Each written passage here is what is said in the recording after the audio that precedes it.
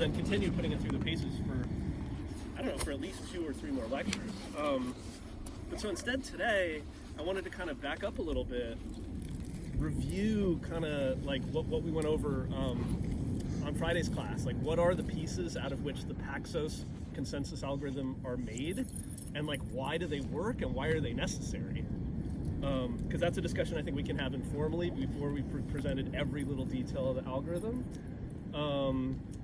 And then we can try to put Paxos and consensus broadly like in perspective a little bit, like remind ourselves like, what's it for? Like, what are going to be the actual applications, right? Because consensus, as I presented it to you, is a rather abstract idea, right? It's a box that has a bunch of inputs and this one guarantee that even though there are many inputs, it produces exactly one output, and that output is one of the inputs, and it eventually produces an output, right? If you have those 3 things, you have consensus. Okay, but what the hell is that for? Like, what good is a gadget that just decides a thing? How do we like turn this gadget into something that is useful for us? And it's going to turn out that, and those of you who have been paying attention have noticed that many times in this class I've been like, oh, to do that you would need, I don't know, consensus or something like that. But that was like really hand-wavy, right? I talked about how you might need consensus to detect the failure of a primary in primary backup, for example, and to manage the move from one view to another. But it's not exactly clear at this point, I think, how like this weird little box like does that, like keeps primary backup sane, for example, or chooses a total ordering for state machine replication, for example. Or what's another thing that we did with consensus that we talked about doing with consensus? Or in what way it enables us to implement totally ordered broadcast, which is something we looked at the first week of class as a property, but we never looked at implementations because I told you they were too hard, right? So first, let's review the mechanisms of Paxos that we went over on Friday, and then let's talk about like what it's for and how you might layer on top of this like really simple abstraction something that might be useful in practice. Any questions about anything that I just said? Does that all make sense? Yeah? You can hear all right from here. You're having trouble hearing? Yeah. It's because of the ocean, huh? My bad. You know what we could do is we could all try to move like 10 paces further away too. How's everybody else doing back there? You all right? I can talk louder too. I can try. Okay, so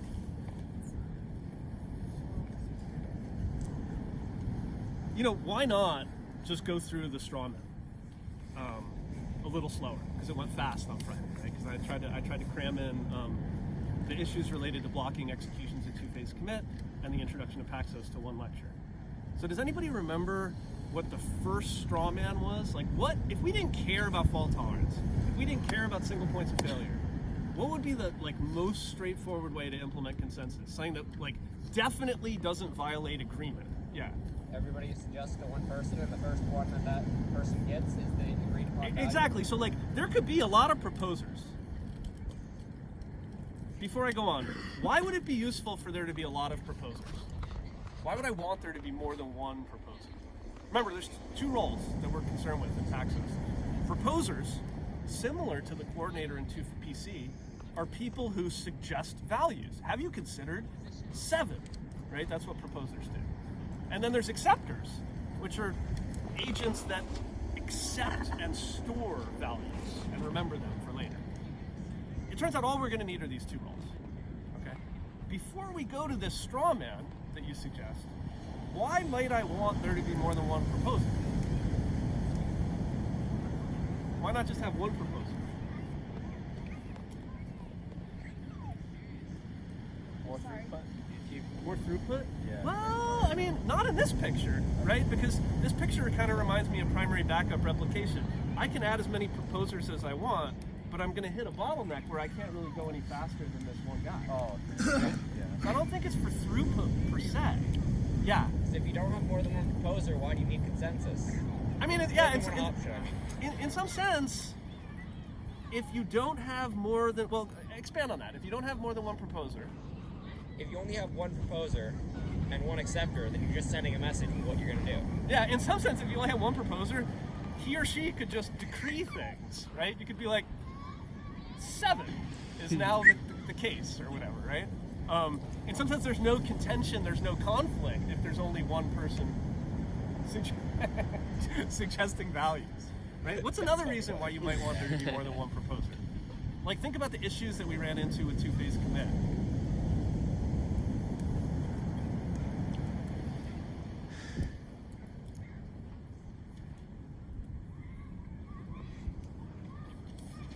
Why would one proposer get us stuck?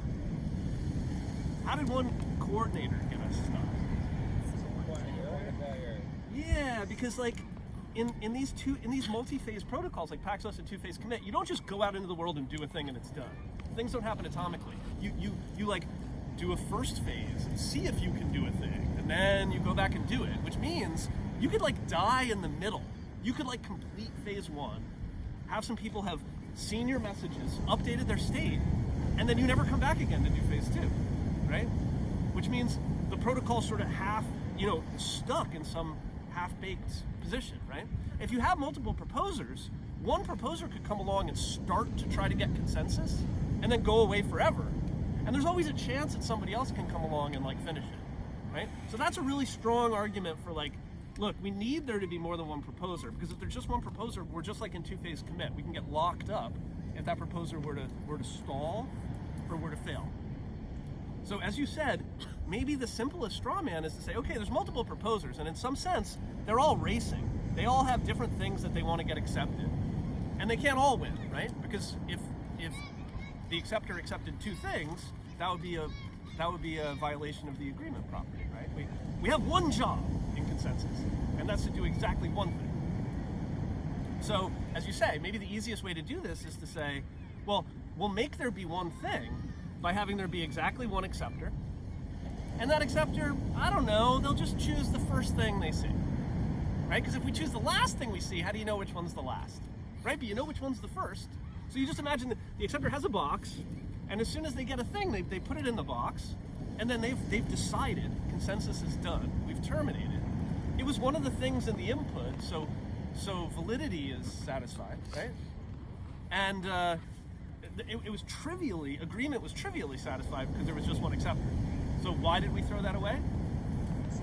Single point of failure? Yeah, I mean, the same issue is with the proposers, right? There need to be more than one proposer and more than one acceptor, because like if there was just one acceptor, here's the worst case scenario, the acceptor could choose a value, let's say 1, and then go down. So now we're in this position in which we can't spin up another acceptor because it might choose something that conflicts with what was already chosen. Forget that, right? But we don't know what value is chosen. In some sense, just like in two-phase commit, the only thing we could do is wait for A to wake up again, which might happen, and it might not happen, right? So this is a non-starter, which means what? If we can't use one acceptor, we got to use greater than equal to one acceptor. Right? And then what was but if there's more than one acceptor, since they poop out different things, there's now the hazard that there wasn't before, that they might disagree about what they've accepted. Right? So what rule did we come up with to make that okay? Yeah, it's okay if they disagree. We're not going to say that something's decided by the quorum until the majority of them have accepted that, and we happen to know from quorum replication that it's the property of majorities. What are some things we can say about majorities that are awesome? Any two majorities, what? Yeah, overlap in at least one node, right? So that's going to turn out to be really important, and we'll return to this a bunch of times in Paxos, right? If I get a majority and I do something, and I take some sort of side effect, I like write something to that majority, anybody who comes along and reads from a majority, any majority, is sure to see my write, because there's at least one node that was in both majorities. Okay. Another nice thing about majorities is that we can get a majority if some nodes are down or slow. Something that we couldn't, for example, do in primary backup, and we couldn't do in two-phase commit, right? Because in both primary backup and two-phase commit, we do voting, but we do unanimous voting. Even a single no vote or a single missing vote is sufficient to throw the whole vote away, right? We don't want that property in consensus because we want to be able to tolerate faults and not have a single point failure. Right? So the other really nice thing about majorities is I can go out and lasso a majority even if a minority of servers are non-responsive. Okay, So that seems legit. Acceptors can disagree, but a majority is required to decide. And I know I'm never going to get two majorities that conflict, right? Yeah. So when a node goes down, they're still considered active in terms of voting, right? Well, I mean, if they're down, they obviously can't vote. They but can't they're vote, part of but the group, right? they're And still so part. like they're part of. So like if there were 5 nodes and 2 of them are down, we still consider 3 the majority. 3 still We wouldn't not- like for not example, like- say 2 was a majority Okay. because we only have 3. Now, we might need to get to that place, but that would require doing something that's like the moral equivalent of the view changes that we saw in primary backup, right? We would need to say, okay, everybody, stop what you're doing. We're changing everyone's view of who the players are. And then that it might be permissible then Okay. to get 2. But 2 out of 3 is okay. 2 out of 5 is not okay, right? Because I could get 2 2s and not have them intersect. Yeah. Okay. And then the other issue is that like a node being down is never something, as we know from this class, never something you can count on, because a node might appear to be down by all external signs and then come around again. Yeah. So a node, you suspecting a node to be down, doesn't put you in a safe position to like exclude their votes. Okay. Because it might suddenly come along. Gotcha. Okay. So we need more than one acceptor, and in order to keep them in order to rule out agreement violations, we should make majority rule. Okay? And then, just for shits and giggles, because it seems reasonable, let's stick with our initial tiebreaker rule, which is the winner is the first one to get there. Right? Acceptors accept the first value they see. For the reason I already kind of articulated, which is like, what does it mean to accept the last value I see? I don't know when it is. What does it mean to accept the second value I see? What if I only see 1? Like, accepting the first value seems like the right thing to do. It seems like the live protocol. What do you think? You don't think so? No, I'm All right, so does anybody remember what the issue is with that straw man? Well, proposals will just send things out, they'll spray the area, try to talk to as many acceptors as they can. If they get lucky and a majority of acceptors accept their shit, they're good. What's wrong with that? Why won't that do? Why aren't we done?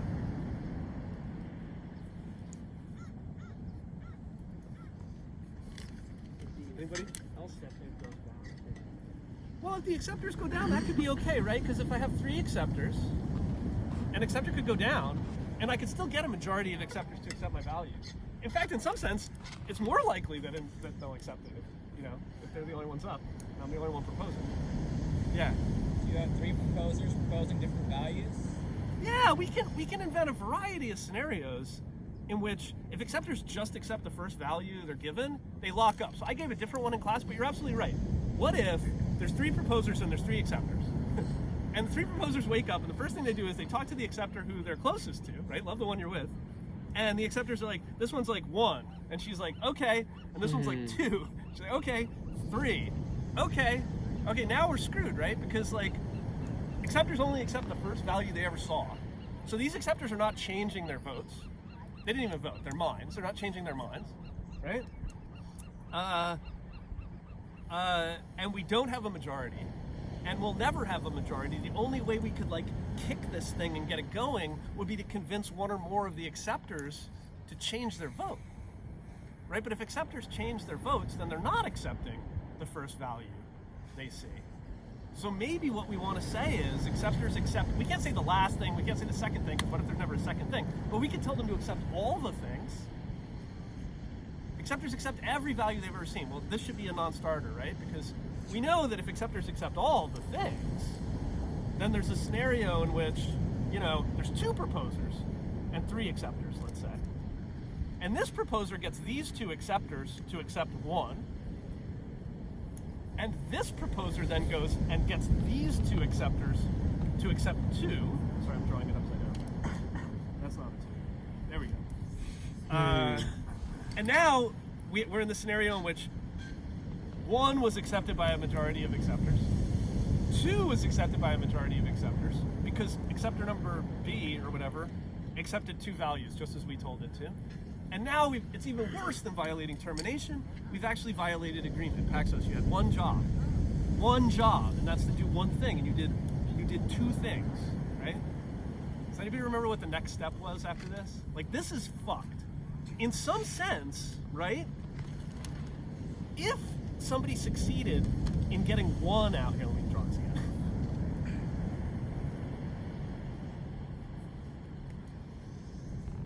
if somebody succeeded in getting 1 out, 1 is always what needs to be chosen, right? That's what agreement says. So the trick that Lamport points out in his famous paper is, now remember, if we've accepted 1, it has to always be 1. On the other hand, it has to always be okay for a new proposer to come along and make progress, because an old proposer could be dead in the water halfway through the protocol, right? So these two things seem to be at odds. If you've chosen something, you have to stick with it. However, it has to always be okay for some Johnny-come-lately to come along and succeed. These two things can only be co-true if we constrain the system in such a way that a new proposer may succeed, but they must propose the value that's already been accepted if there is such a value. Yeah. So the two-phase thing you talked about, right? That's the two-phase thing, right? So, but you see the constraint. Before we come up with a protocol, I'm trying to convince you, as Lamport over many years of reading this paper over and over again, convinced me that we want to have our cake and eat it too. We want it to be the case that if we decided something, it can't change. But we also want it to be the case that anybody can come along and succeed in proposing and getting a value accepted. How can that be true? Well, it can be true if we say anybody can come along in the future, but they have to convince everybody to accept the thing that everybody has already accepted if something has been accepted. Does that make sense? Right, so you can come along and ask for any drink you want at the bar, unless somebody has decided which drink, in which case you have to ask for the drink that they told you to ask for. Tough luck, buddy. But you will succeed in getting a drink. It just might not be the drink that you came to the bar wanting. Does that make sense? Okay, and the way to achieve this is going to turn out to be a two-phase protocol, where this proposer who came along later, instead of just going out and trying to deposit their value on acceptors, needs to ask the acceptors, a majority of the acceptors, so that there's an intersection. Hey, have you already accepted a value? And if they say, yes, I've accepted the value 1, this poor proposer, now if they go out and ask other acceptors to accept a value, they have to ask them to accept this value 1, not the value 2 that they came out the gate wanting to suggest. Does that make sense? So phase 1, very similar to two-phase commit. You go, hey, everybody, can you do this thing I'm trying to do, or are you constrained in such a way that you can't? And everybody either says, yeah, go crazy, do your thing, or I am constrained. I'll accept your proposal provided that you suggest the number 1. Yeah? So that works. And then that way, once 1's accepted at 2, somebody else comes along and they're like, hey, has anybody accepted anything? Oh yeah, 1? Okay, everybody accept 1. Now, hey, guess what? Now everybody's accepted 1. So that's that scenario where a proposer might have come along, started to get some people to try to follow her, died, left the value only partly disseminated. In this way, any other proposer who comes along is forced by the rules of the protocol to finish what this other person started, and in some sense flush out the pipes. Right? Something was stuck halfway down this pipe, and now it's been the protocol's been completed. Does that make sense? Okay, but there's one wrinkle left, and this is where it gets really complicated. Anybody remember what the wrinkle was with the two-phase protocol? There's no dogs allowed on the beach. Oh no! Oh. No dogs on the beach. Broken the rule. It is a stupid rule. Yeah. Right? No dogs on the beach. Boo! Chill.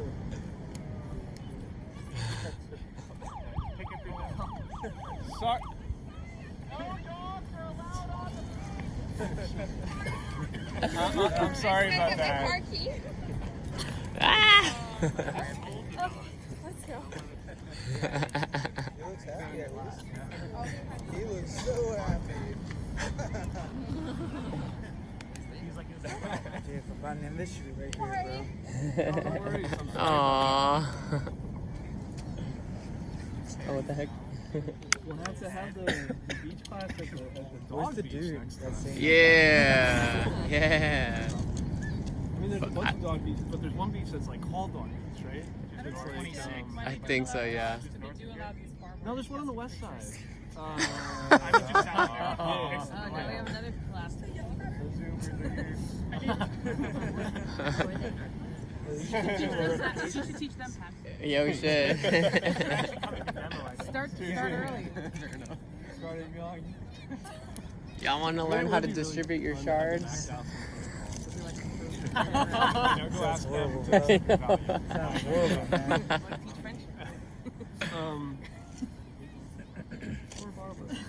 Hello. Nathan end up coming? Yeah, he's over Where were we? Oh yeah, Top? two-phase protocol. there. Like it seems like a good idea, right? Oh, yeah, It seems like a good idea, and assuming like the second proposer comes along sufficiently late that they're like sure to see that value, that's definitely what you want, right? So if a proposer comes along, gets something out there, the protocol finishes, then another proposer comes along, then everything works great. I go out here, I talk to a majority, even if I only intersect on one node, I know about the chosen value. Okay, good. But what's the problem? What happens if the second proposer doesn't come along sufficiently tardy? Well, it's just like any kind of race condition, right? It's like, okay, you know, and I'm not doing Lamport diagrams, I realize. It would be better if we had Lamport diagrams, but there isn't enough space in wet sand. But, you know, so there's 3 acceptors, let's say. And right around the same time, this guy asks these 2 nodes, hey, have you accepted a value? And the answer is no, right? No, go crazy. Go off. And then, but right around the same time, this proposer asks these 2 nodes. Now there's an intersection, that's great, but nobody's accepted any values yet. This guy, after getting the, hey, go off, he's gonna tell them to accept a value, but before he did, this guy went out and did their reconnaissance round. And they were told also, hey, we're unconstrained, go off. So now we're in a position in which we're both trying to get everybody to commit our value. The reconnaissance round didn't help in that scenario, right? So what could we do? Well, here's another way of asking it. Who among these people could do anything about this? Who's the node, who's the special node in this picture? Which one? Like this guy, right? There's only one guy who even knows that there was a conflict. There's one guy who, according to our straw man, is about to accept 2 conflicting values. So he's the guy who could be like, no, I'm not gonna do that, you know? Like, because if, okay, so we remember, this one went out and said, hey, does anybody accept anything? They talked to these 2, no, cool, this guy wants to propose 1. Hey, does anybody accept anything? Nah, this guy wants to propose 2, right? So now they've gotten no's from everybody. So now they actually go out. This guy talks to, let's just assume it's the same pair of acceptors, it could be different. Talks to these 2 people and says, accept 1. So this guy writes down 1, cool. And this guy writes down 1, cool. Now this guy goes out and says, accept 2. So this guy writes down 2, cool. And this guy is like, wait, if I write down 2, I had 1 job, right? And I didn't do it. Okay. So this guy, Alice the acceptor, needs to reject one of those 2. Right? I mean, that's for sure. Because if they accept, they have 2 choices. They could accept, well, they have 3 choices. They could accept both values. They could accept that second value. They could like reject it and say, I'm gonna stick with 1. Or they could not do anything. And it's always safe to not do anything. But what happens if they don't do anything? They just wait. Say again? Well, that's true. So we're violating termination, right? So not doing anything is not acceptable. Accepting 1 and 2, not acceptable. So we're gonna have to like not accept one of them. But which one? We're gonna need some way to break the tie, right?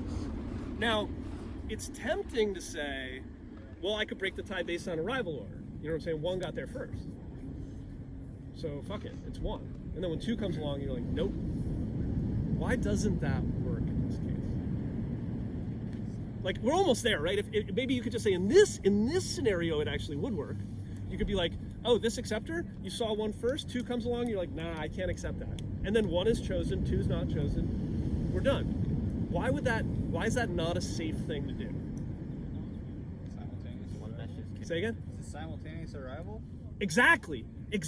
So what if there weren't 3 acceptors? There were, I don't know, 5. And what if there were 2 acceptors in the intersection. If there were two acceptors in the intersection of the two quorums, wait for it. If there were two acceptors in the intersection of the two quorums, what famous picture does that resemble?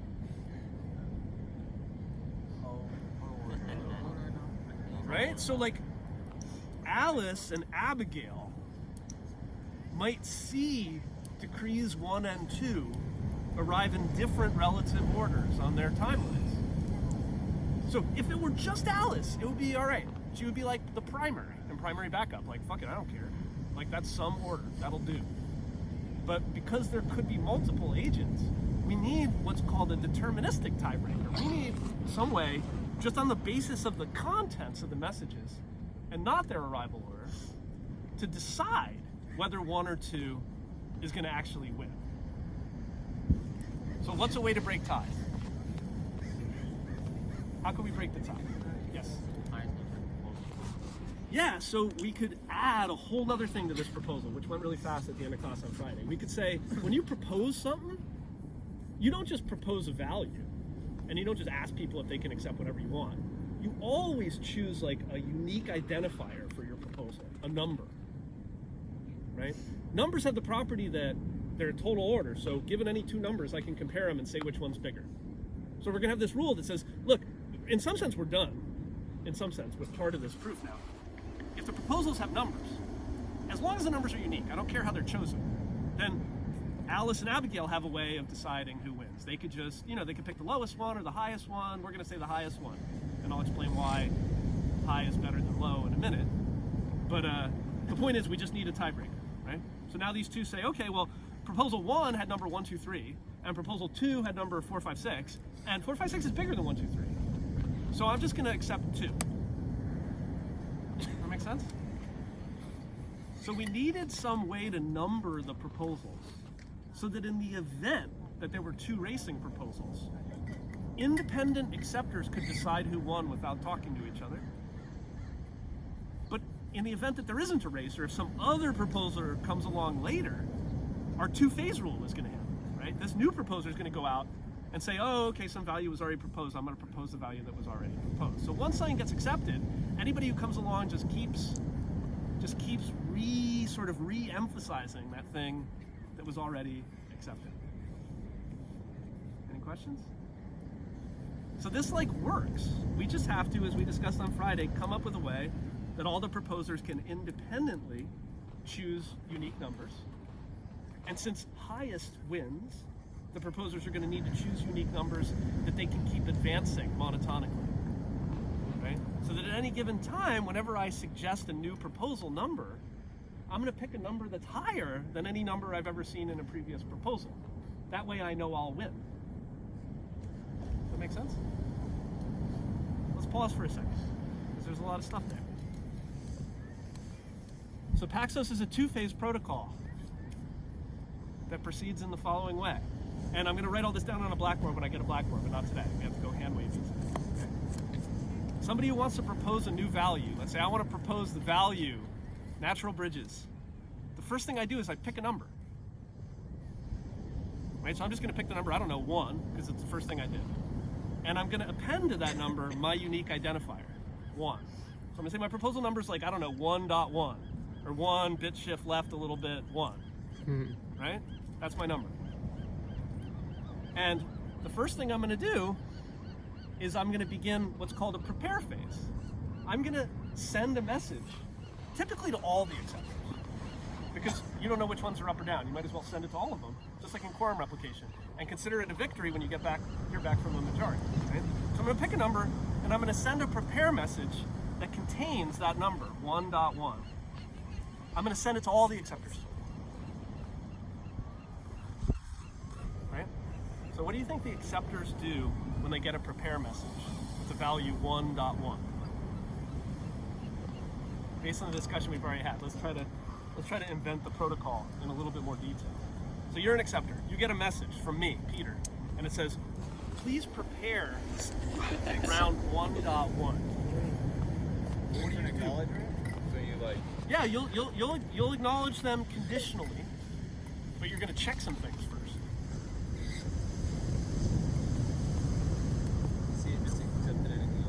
Yeah, so the first thing you do is like look at your state, right? And acceptors are going to need to remember a bunch of things. Don't write this down. I'll write this down on Friday. But acceptors are going to need to remember the highest proposal number they've ever seen. That's going to turn out to be important, right? Because they're going to want to compare these proposal numbers.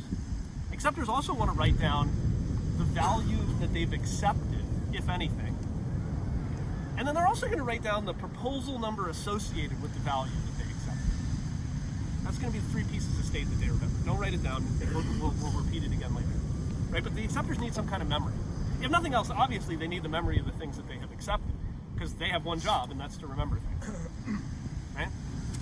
Okay, so you're going to, as you said, you're going to check if you've already accepted something. Okay? And then what do you do? I guess there's 2 cases. Let's say you haven't accepted something. What do you think you should do? Proceed. Say again? Proceed. So like reply to the proposer? Yeah, so an acceptor is going to reply to a proposer only under one condition, which is that the proposer's round number is the highest that they've ever seen. If you come out of the woodwork and you're some old proposer with some old number, I'm just going to ignore you. And that's one of the reasons why I remember the numbers, okay? And so I'm an acceptor. I get a proposal. I reply only if it's the highest number I've ever seen, and then I remember that number. That's important because it's going to turn out that the prepare phase, among other things, well, prepare phase has 2 jobs, right? To find out if anything's already been accepted, which we already saw, and to lock out future proposers. Lock out people who have like lower proposal numbers. Okay, so the acceptor checks if the proposal number is high enough, and they send an acknowledgement. That acknowledgement either says, I haven't accepted a value, you can do whatever you want, or it says, I have accepted a value and the value is this. Does that make sense? Right, so there's 2 possibilities. I reply, assuming that this is the highest proposal number I've ever seen, I reply back. I always reply back if it's the highest I've ever seen. And I either say, you have to accept one, or you can do whatever you want. Make sense? Okay, so that's the end of round 1. The proposer then waits for these acknowledgments. And when she has received acknowledgments from a majority of the replicants, not all of them, a majority, she may then move to the accept phase. That's not a 2. There we go. Accept. In the accept phase, proposers are going to send an accept message to all the acceptors, and it's going to contain their round number, in this case 1.1, and the value that they would like to be accepted. I'm trying to write the number 1. The value that they would like to be accepted has to be the value that came back in the first round if one did, or whatever they want otherwise. Any questions? By the end of round 1, you've either learned that you can do whatever you want, or there's a specific thing that you must do. Yes? So what happens like if the value is say had 3, but it sees that it can do like it has to stay with 1, so does it keep the value? Or does that original value then disagree? That's a great question. For now, because we're studying sort of Paxos in the abstract, and Paxos is a thing that does just one thing, it can't do anything with 3. Oh, I asked like if the value that you're proposing for a proposer is like 3, but it gets back 1 from the acceptor, does it do that original? So let's say that I'm a proposer and I wanted to propose 3. Okay.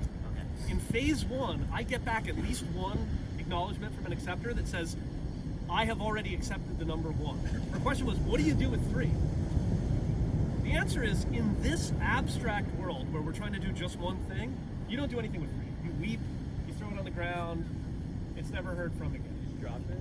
You drop it. Now, in practice, as we'll get to at the end of this lecture, sometimes you don't just want to do one thing.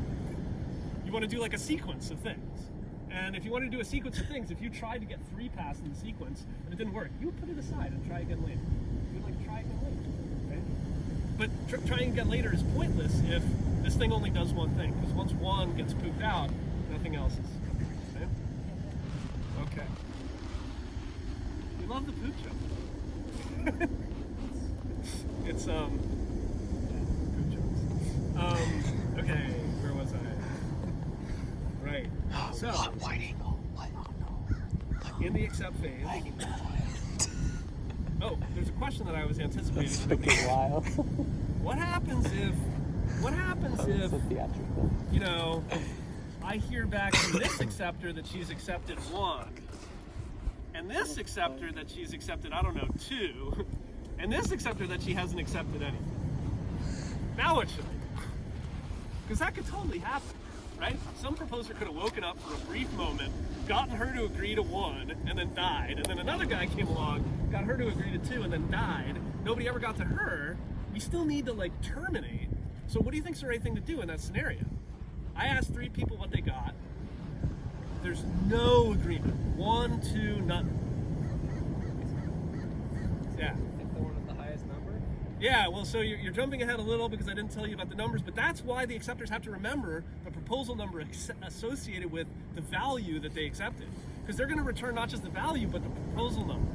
And that gives you a way to break ties with the proposer, right? Where you're like, oh, okay, well, this one accepted 1, this one accepted 2. Guess what? We got a conflict, but we've already rubbed a conflict resolution mechanism on this thing. It's those ballot numbers, right? So if this guy said it was 1 with 1, 2, 3, and this guy said it was 2 with 4, 5, 6, fuck it, it's 2. And now when I go out, I'm gonna get at least a majority of acceptors to accept 2, and I'm done. Okay? So there's only one thing left to do, right? I've sent out this accept message with my round number, and either the thing I wanted or the thing that somebody else wanted as the thing. The acceptors are gonna check whether that's still the highest proposal number they've ever seen. If nobody's come along, it is. But somebody could have come along and messed things up, right? And they're gonna accept that value. They're gonna write all that down on their stable storage, put it on their disk so that they can survive reboots. And then they're gonna respond to the proposer with the proposal number of the highest accepted value. This is gonna turn out to be really important because the way the proposer knows if her consensus attempt succeeded is if she gets replies in phase 2, the accept phase, from a majority of acceptors, all of which contain her proposal number in the acknowledgement. Right? They might not, because while she was fucking around, some other proposer might have come along with a higher proposal number. The higher proposal number is going to win. However, if we've already gotten a majority of acceptors to accept a value, the higher proposal will see our value and will re-emphasize the value that we proposed, right? But this is really important because in some sense, if you try to get an accept round done and you don't get back acknowledgements from the acceptors that have your proposal number, that means that your proposal didn't succeed and you may need to try again. Okay, so the whole algorithm, putting like a big loop around it is, in a loop, pick a number. Try to get it accepted by going through the prepare phase, the accept phase. If you go through the prepare phase and you never hear a response, what does that mean?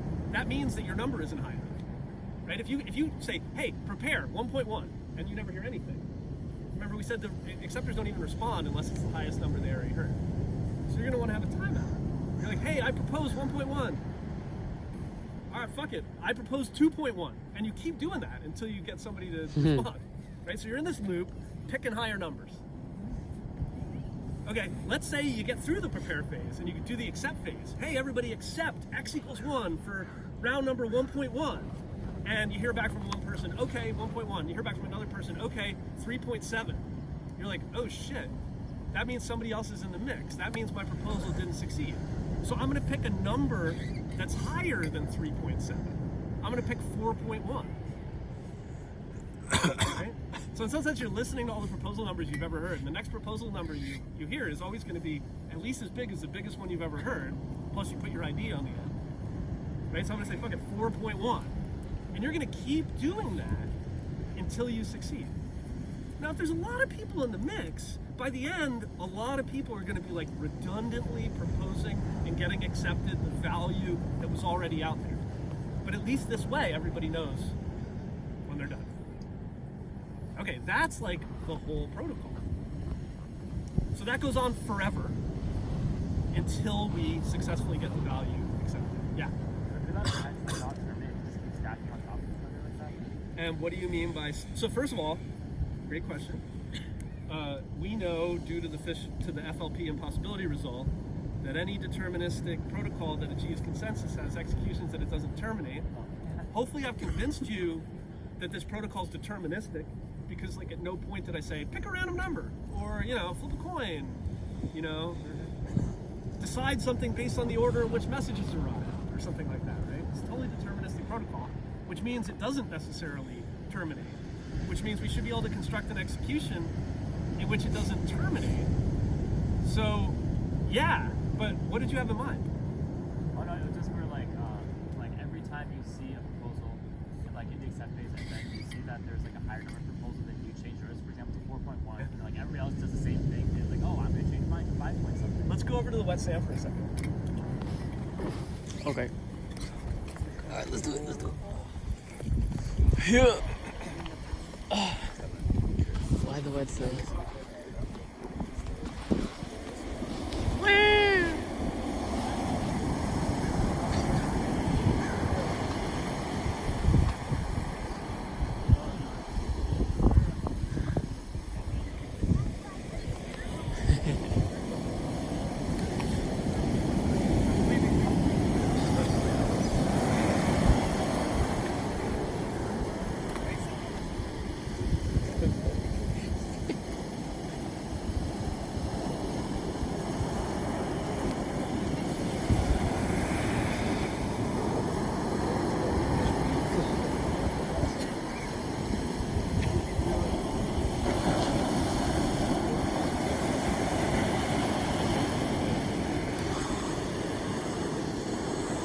There. 1.1.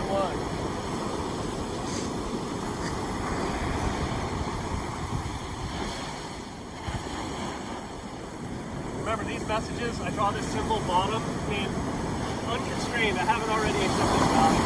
Right? So everything's good, right? Proposer 1 completes phase 1. Both of the acceptors, and then you can do whatever you want. Her intent is to pass like x equals 1. Okay? So now she can enter the accept phase. She's going to say accept for round 1.1, x equals 1. And she's going to begin getting this message out, right? That's like what Paxos looks like. And in fact, if nobody else came along, that would be it. She'd get this message out here, they'd respond with 1.1, we're done. Yeah? That's like her intent. She wants to pass X is 1, right?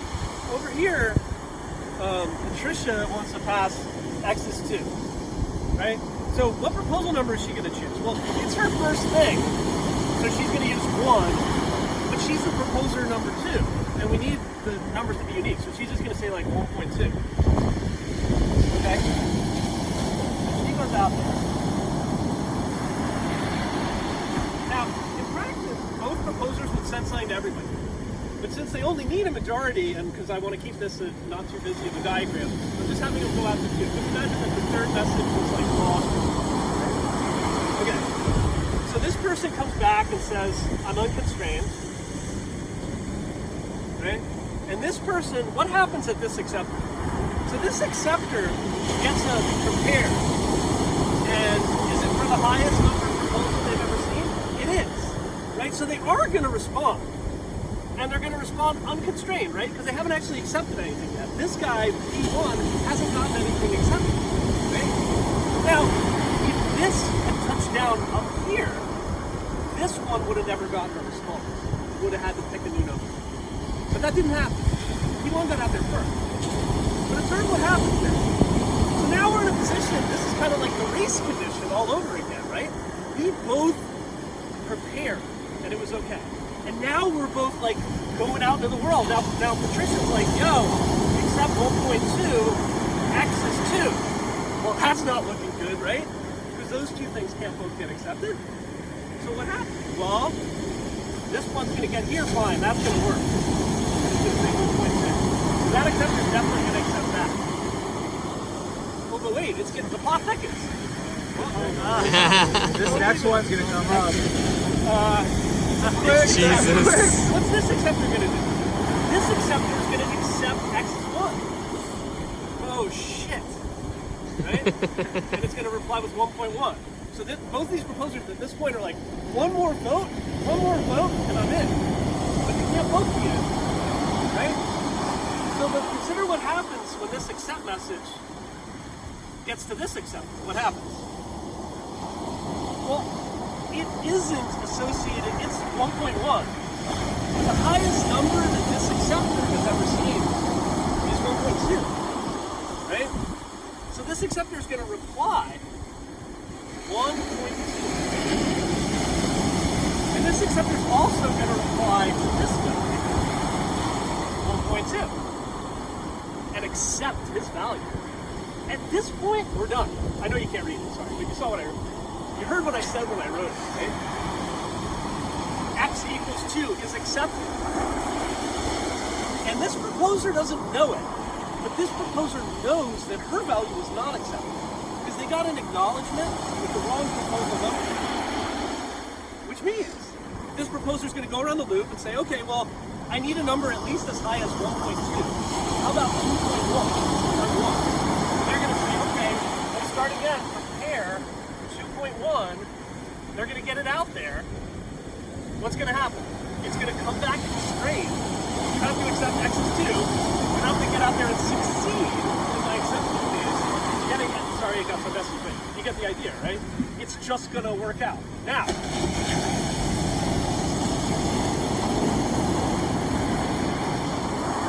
what happens if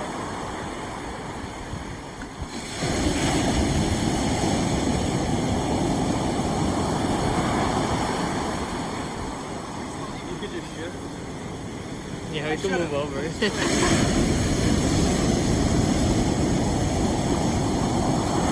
Okay. Now remember, this guy tried to do an accept. Got out here and learned that their value was too low, right? Let me see this one. It's like, There we go. Oh.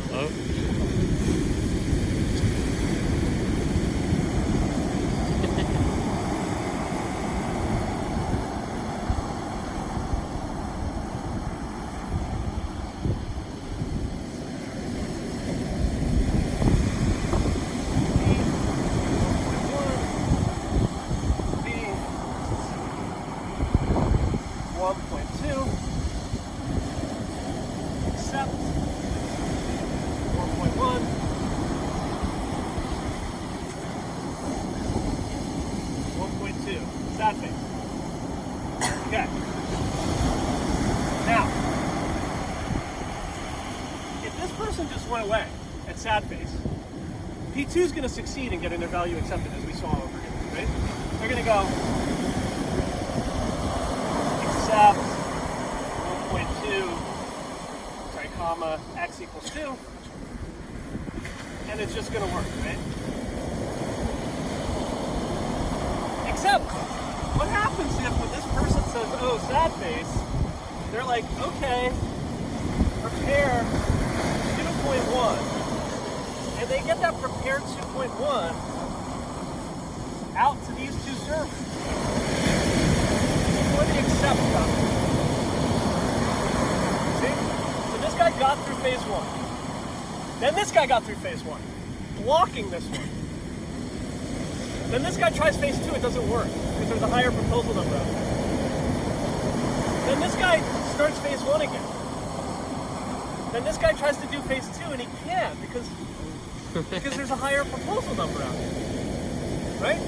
So this guy responds. He says what? He says, well, 2.1. So this guy's like, fuck, I'm not going to get XS2 accepted, my proposal number's too low. Right? So actually, I'm going to be like, prepare 3.2. Prepare 3.2. Meanwhile, this guy got proposal 2.1 accepted. So they're like, okay, well, accept 2.1. You see what's happening? So we're going to get out there, but we're going to be blocked by 3.2. 3.2 is never going to complete the accept phase because 4.1 is out there. You know what I'm saying? So the scenario is phase one, phase one, phase one, phase one, phase one, phase one, right? Non-termination. So this thing's job is to do one thing. There's one input. Well, there's two inputs, x=1 and x=2. There's 5 players, 3 acceptors and 2 proposers. This is an infinite execution. We need infinitely much reach to call this execution. All right, we can sit down. But does anybody have any thoughts about like what you would do to? Well, remember we can't prevent it. FLP says that execution exists. Unplugged. So what can we do to make that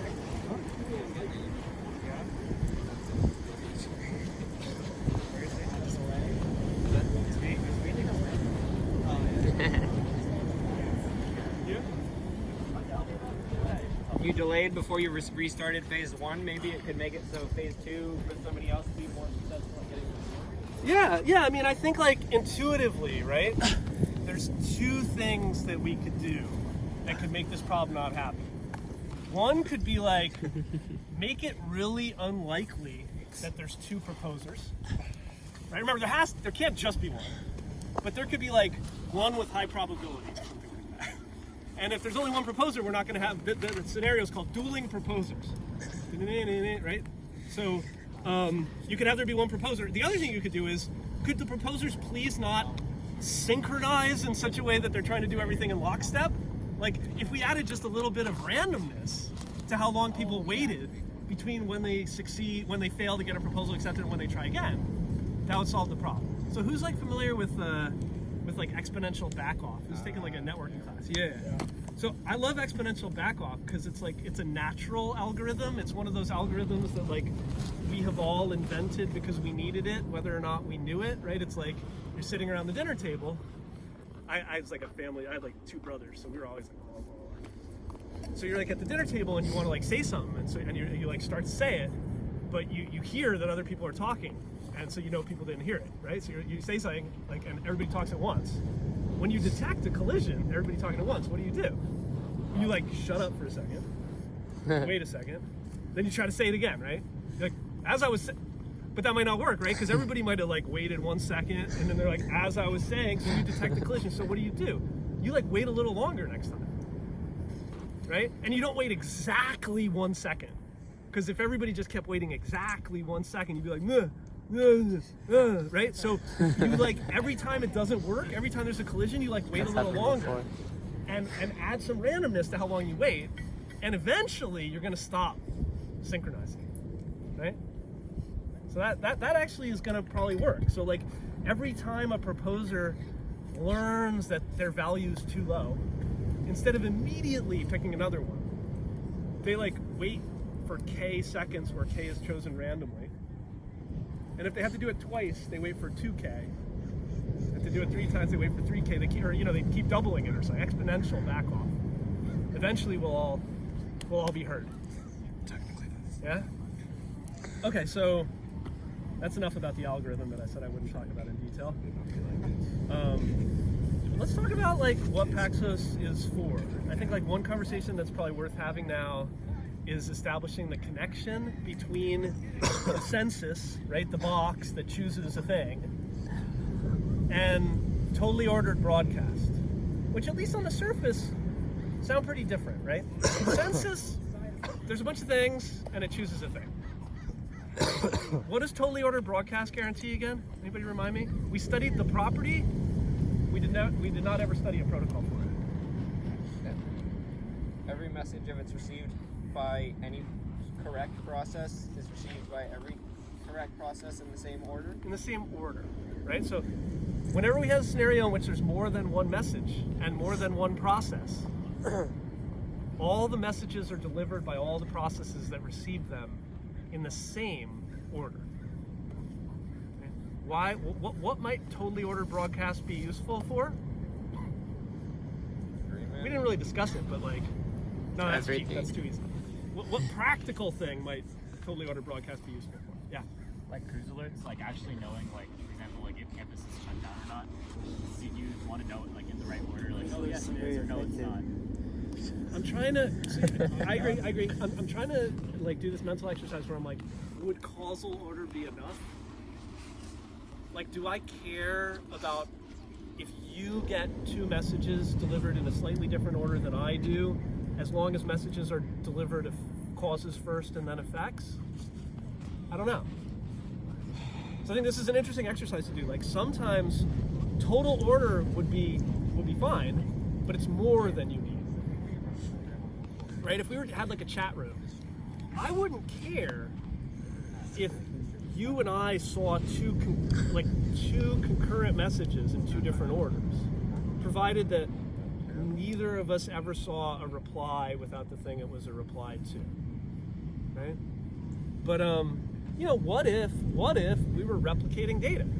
If I was replicating data to a bunch of different computers, I know that all I need to do is have them have a total order over the operations to agree. And a darn good way to have everybody agree about the total over the operations would be to send the operations to the replicas using totally ordered broadcast.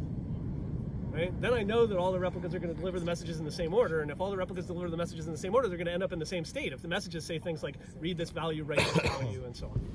Right? So totally ordered broadcast is a way to get a group of computers without talking to each other to always be in the same state.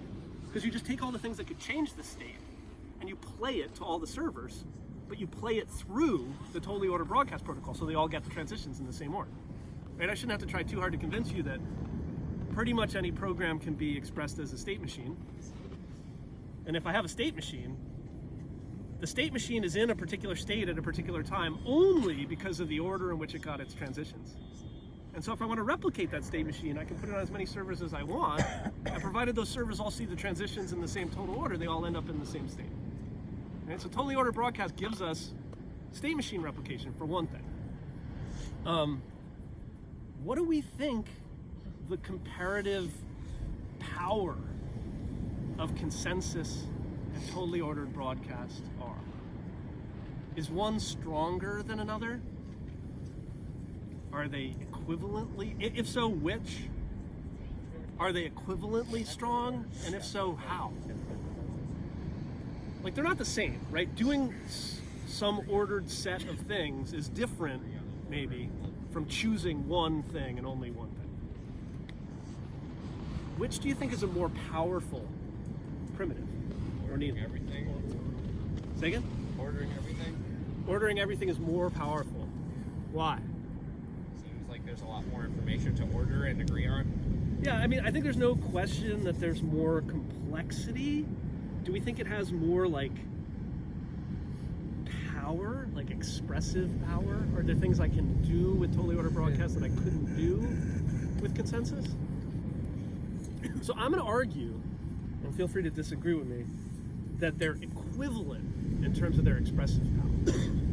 And typically in computer science, if I want to show that two algorithms are equivalent, how would I do it?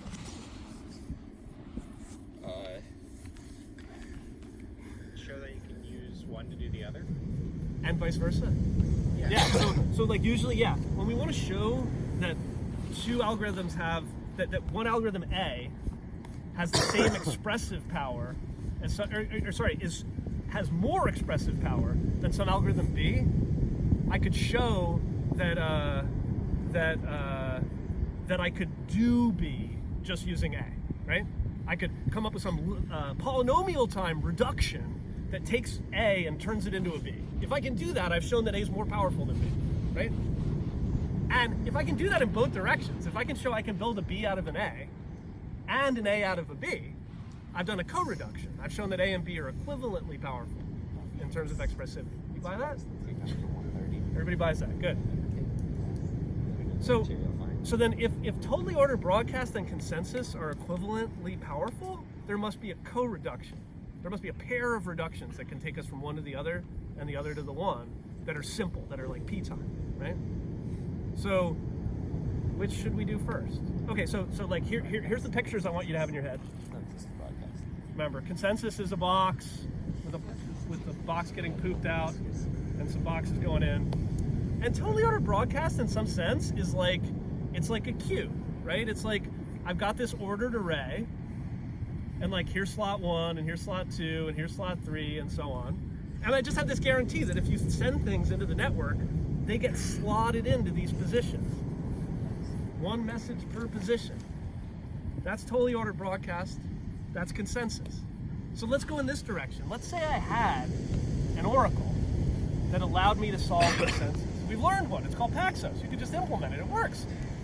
Cool. So I've got Paxos. It makes a box. How do I use a box to get a slotted array of messages? We agree on each message in order. Yeah, exactly. So we could say, first, take slot 1. Put a box in it, right?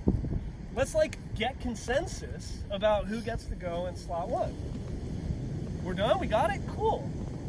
Let's move on to slot 2. Let's like get consensus about what goes on in slot. And so to your question, like, let's say that I was a proposer, and for whatever reason I wanted 3 to get accepted. And we're working on slot 1. And unfortunately, 3 doesn't get accepted. We're constrained. 1 gets accepted. I'll probably propose 3 for slot 2. Right? So in a practical world, I would hold on to that value and try again later. And it would be in a practical world like this, where we're trying to get consensus about one thing infinitely, inductively, right? Infinitely many times. Right? So I hope I've convinced you, maybe it's not efficient, but I can do totally ordered broadcast by choosing one slot at a time and doing consensus on a slot by slot basis. Yeah? Okay. What about the other direction? You know it's got to exist because I told you it did. How could I use, like, let's say I had a magical thing that just magically, if you fired messages at it, it put them into an array. And what I want, though, is to decide one thing. Yeah. Every proposer can just propose to every acceptor, and then using totally ordered broadcast, and then the acceptors are all going to have it in the same order, so they can just pick the first one. So I agree with the spirit of your thing. You're overthinking it because, like, we didn't say we had proposers and acceptors. All we have is this list. But to your point, yeah, if we have this magical thing where if we send messages, they just somehow get arbitrated into this order, then you could just have a rule that says, all right, look, you want to choose a thing? Everyone fire their guns, and whatever happens to make it into slot 1, that's the decision. Or slot 7, I don't care. But probably I would choose slot 1. Right? So an ordered array of things, in some sense, trivially gets us consensus. Because you're like, okay, whoever gets, somehow, there can only be one thing in the slot. And that's all I needed, was there can only be one thing. So that's powerful enough. On the flip side, I can just get consensus for every element of the slot. And in practice, we're going to implement consensus and use it to do totally ordered broadcast and not the other way around, because I know how to implement consensus, and I don't know how to implement this thing without it. Okay? That sounds very expensive. Yeah, it's expensive. But hopefully I've convinced you via the co-reduction that it couldn't be any less expensive to have that power. Okay. Focus on Oh, noise. cool. Unless you had an oracle kind of thing where you had the consensus was run in some sort of oracle, and you could kind of pass messages through or along with help from the oracle to a whole bigger system. Well, certainly we could. Actually, that's a good transition. All right, so I'm gonna break in like 7-ish minutes so that I can return your midterms, and then maybe we could do some questions around midterms. But let me just address this real quick because I wanted to talk about this today anyway. So like, Yeah. any time in this class that you see me alongside a Lamport diagram draw a big line with an O over it, this is a place where we can imagine the role of O being played by a cluster of machines implementing Paxos. So one example of that was failure detection, right?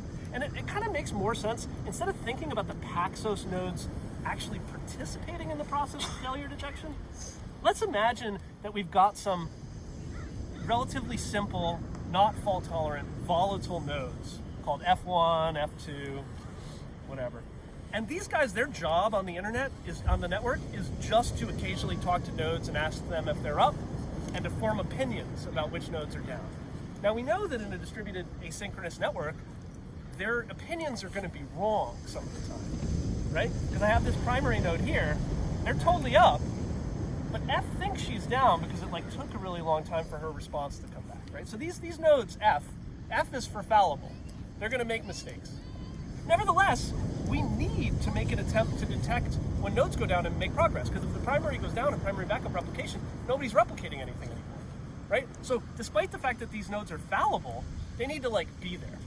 So how do we work around their fallibility? How do we prevent a situation in which the primary believes she's up and one of the backups believes the primary is up, but some other backups don't think the primary is up and they think they're the primary?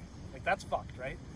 Well, what we could do is we could say, in addition to these fallible nodes, here's one of them now, F, there's like a cluster of nodes running Paxos. And their job is just to durably record a consistent belief about the whole network. And so the way to think about this is the fallible failure detectors, all they need to do now is suggest that they suspect nodes of being down. And these are consensus degrees, right? So F might send a message to the Paxos cluster and say, I would like to propose that the primary is down. What's Paxos going to get us here? Well, it's going to get us agreement. Once this thing, now these people are going to talk to each other, and it's either going to be the case that everybody agrees that the primary is down, or everybody agrees that the primary is not down. And either way, we can take action. Yeah. Are they going to be like the Oracle? Is that going to be like checking out if the primary is down? No. That's kind of my point. That's why I put F over here. Like, in practice, F might be co-located with these nodes on the same computer, but in some sense, F is like a different algorithm. The algorithm that like asks you if you're alive and eventually decides that you're not is different from the algorithm that decides what the case is. So it sounds like if F is only reporting every once in a while that to Paxos, that I guess there will be other nodes that are reporting it's alive, so that would be where you get the multiple proposing. Yeah, but that's my point, is it doesn't matter. Let's say that F mistakenly suspects the primary of being down. Paxos might not accept the decree because someone else has gotten in there and they accepted that the primary is up in this view or whatever. Right. But let's imagine that they do get it accepted, because these guys don't care. They don't have skin in the game, right? They don't care who wins the vote. They just care that they decide something and everyone agrees. So I would like to suggest that the primary is down. Let's just imagine that we succeed, but the primary is up. Well, that's okay though, because it is okay, because the primary is up. But Paxos has decided that the primary is down, right? So now somebody can come along and say, I would like to propose that we move to a new view in which Barbara is the primary now. And that either gets accepted or it doesn't, and if it does get accepted, we transition to a new view. Now the primary might be up, but nobody's talking to the primary, nobody's waiting for votes from the primary, everything is okay, right? So what Paxos gave us was the unanimous agreement. The fact that the failure detection was fallible didn't matter, because once we committed to a decision, we used Paxos to consistently change our view about who's up, right? And if a tree falls, right, a primary that's up that nobody knows how to address is not causing any mischief. Yeah. What if the primary is still talking to the other nodes? Like, think about it though. The primary is in V1, view V1. Okay? So maybe there's some client who doesn't know that the primary's been excluded. So the client goes to the primary and says, hey, I'd like you to pass X equals foo. So the primary sends a message to all the backups. Hey, in view 1, I'm the primary, X is foo. And the backups are like, what the fuck are you talking about? We're in view 2. Who even are you? Right? The primary is Barbara. You're not Barbara. Get at it. Shun, you know? And then, right, so that's too easy, right? Because we progress, and this is something we didn't get to before. Primary backup gives us a total order, not just because a primary sees all the reads and writes in some order, because the primary doesn't last forever, but we have a total order over the views, too. And in each view, there's one primary. So in fact, the total order that we get in primary backup is much more nuanced than I suggested in the third week of class. It's this total order decided by primary 1, and then there's an atomic view change which separates everything that happened in view 1 from everything that happened in all subsequent views. And now in view 2, the total order is decided by primary 2, formerly Barbara, and then there is a view change, and then the total order is decided by somebody else. It is Paxos that gives us the barriers, that gives us this atomic change, that everything that happened in view 1 happened before this, everything that happened in view 2 or beyond happened after this. Together, they give us a total order over all time. Okay, questions? All right, good. I think that's a good place to break. Let's distribute the term somehow without making it too many people shit. Dude, I did horrible. I have not scored one midterm in a while. Oh, these aren't in order anymore, are they? Yeah. Did you check how you did? Did you do pretty hot or what? Okay. Of course you did. Yeah. Of course you Nice did. guy, dude. Look at this guy, dude. Fuck you. Okay, I have J through 1% of the class. What do we will see? You already J saw through it. Q. Daniel has R through some other stuff. Thanks, There was a Daniel. curve on it? No, I'm like the distribution. By email address. Yeah. I thought you said it was pretty good. First one, oh, what's good? Oh, I'm happy with how I did, but it's like, I don't know. I didn't think I did like after I took it.